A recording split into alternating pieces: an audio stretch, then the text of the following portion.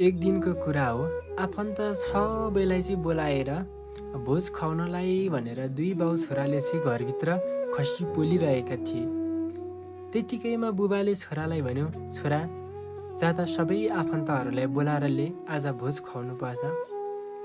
त्यतिकैमा छोरा बाहिर निस्क्यो र उसले ठुलो स्वरमा चिच्याउँदै भन्न थाल्यो, गुहार गुहार, मेरो घरमा आगो लागियो, गुहार गुहार, सबैजना आउनुहोस् गुहार भनेर भनेछ। त्यति सुन्न सात छिमेकीहरू सबै बाहिर निस्केर हेर्दा त घरमा त पुरै कुइरी मण्डल डुकुकु धुवा नै धुवा देखेछन्। त्यो देख्न साथ सबै छिमेकीहरू चाहिँ भाँडामा पानी बोक्दै बोक्दै बोक्दै सबैजना उहाँ पुग्दाखेरि त अचम्म परे।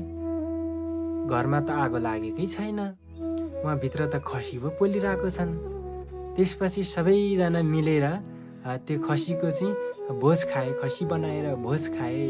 अनि लास्टमा बुबाले चाहिँ छोरालाई एकान्तमा बोलाएर भनेछ, छोरा तँलाई त मैले आफन्त पो बोलाएर ले भनेको त, तैँले किन सबै अरू मान्छेलाई बोलाएर ल्याइस्? छोराले भनेछ, हामीलाई समस्या पर्दा फेरि गुहार माग्दा पनि जो सुनेर पनि नसुने जस्तरी झ्याल बन्द गरेर बसे ती आफन्त होइनन् बाबा।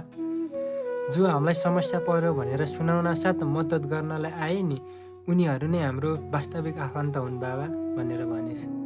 यति कुरा सुनिसकेपछि बाबा निशब्द बनेछन्।